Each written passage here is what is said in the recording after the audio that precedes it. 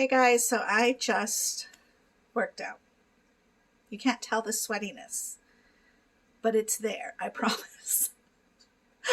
I did not want to work out so badly that I left it to the end of the day. And then the hubs said he's not coming home until closer to 8. I'm not really that hungry. I did make homemade soup to go with his sourdough bread he made. So there were literally no other excuses I could make. I had to work out. I had to do it. And I feel good. I feel better about it. What's really weird though is that I have the sliding glass door open and the fan's on because it got really hot, even though outside it's really cold. And then do you ever get really hot and then you want to stop because you're like, oh gross, it's so hot. And all I kept thinking was, every time it's summer, I always think to myself, no, it's too hot to work out. Or I waited too long to work out, so now it's going to be really hot. I'm going to have to put the AC way down. So I think in the apartment, it's probably about 74, which is a really good temp. Outside, I think, is about 59 or something. I don't know. But I opened everything up because I'm like, it's so hot in here, like it's 115. That's so weird how your mind works that way. I was talking to a friend of mine, like, how do you know when to turn the heater on? Because how do you know if you just do a couple extra things, you start to heat up? Or if you cook something, you start to heat up. So then it's almost like you want to put the AC on. But that's so ridiculous because it's not even that hot and outside is colder. So if you just open your sliding glass door, that helps. But then if you don't work out and if you're just laying around, you're like, it's so cold, I should turn the heater on. It's a weird mental battle, and I think everybody has it, at least here in Tucson. The fog has lifted. In fact, this evening it was a beautiful day, and I thought to myself, I should go for a walk. But I didn't have Smokey because I took him back. And it was so hilarious because I guess I just spoil him here. I don't know. I've never told my dogs to not be on the couch. But there's a big difference between here and Javier's house. Javier has a newborn baby. And he has 2 dogs and a cat. Now, Emma is precious.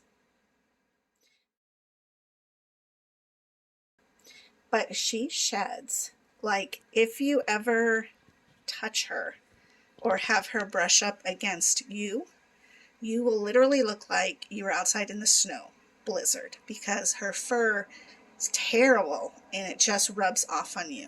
So I can understand why they don't want her on the couch. Also, they still have a newborn baby. And so they don't want her to jump on the couch and smush the baby, of course. Smokey, on the other hand, his fur isn't quite like that, even though it can be a problem, but it's not like that. But he loves the couch. Now, granted, they have provided him with wonderful floor mats, bedding, blankets, pillows. He's not going without. But when he comes here, he has the little couch and the other little couch. And sometimes a pillow. Sometimes I tuck him in at night. But nonetheless, when he goes back home, he's like a brat because he wants to get on the couch and he knows he's not allowed to there. So my son was a little frustrated with that, and we were like laughing because it's like sending your kid to grandma's house and grandma just lets him get away with whatever he wants, and then when he goes back home he's spoiled. I'm like, how does the dog do that? I don't know. Anyways, so life is good. Today was a good day. When I drained my first drain, and so today, instead of doing the yellow bag as my first exchange, I went ahead and did the green bag, which is always an option to do because sometimes the night before you've maybe made some more lenient decisions, and so you have some toxins built up overnight. At least I do, because that's my prescription. I don't dwell overnight. So I decided I'm going to do a green bag, which is a little bit thicker dextrose, to pull anything that I might have naturally just sitting in my body waiting to be pulled out and processed, right? So my first exchange was 26. Yeah, I couldn't believe it. I waited a couple times because I was like, holy crap. I know I ate a couple of hot Cheetos because I had some in my bag. And then I had a couple bites of a chocolate chip cookie, not even the whole cookie.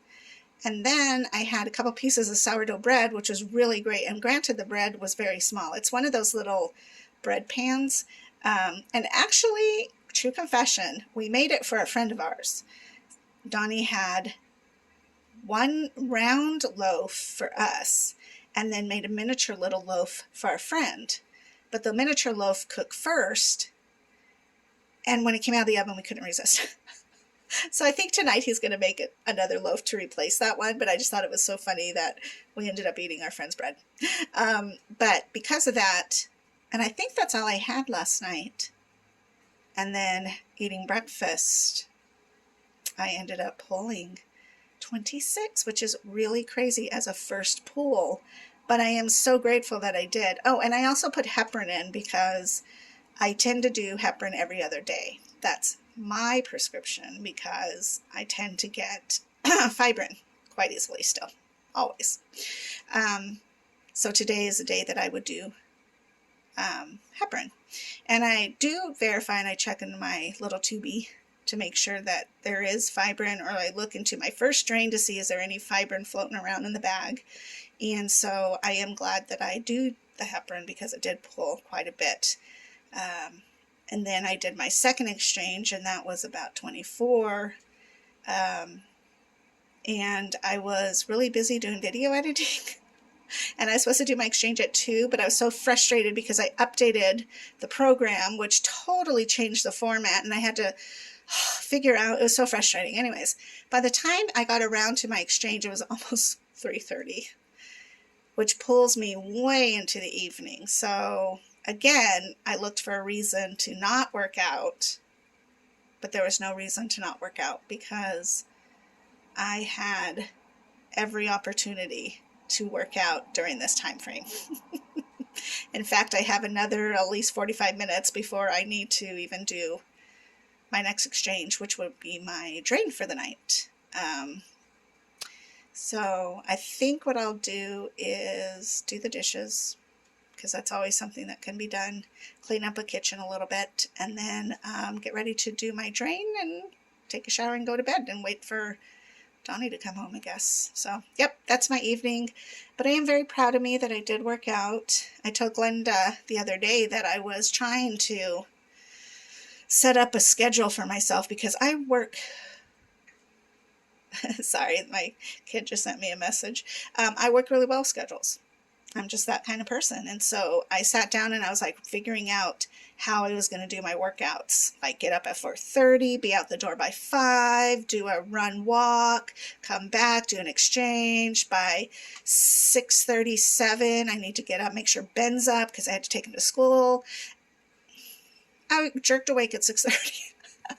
I'm like, there's no way I'm going to get up that early, not during this time. And especially when I end up kind of staying up later because if I'm not in routine, then a lot of times my brain just gets overstimulated and I'm constantly creating in my mind, constantly thinking about how to change and evolve and new things to do. And then I try to make myself sleep, but it's almost like when you take care of a baby and you know they're napping, so you sleep, but lightly, and so it's not really great sleep. And I still don't have a new Fitbit. So I'm just trying to, I don't know. I really need to get one because that just gives me peace of mind. I don't know what it is.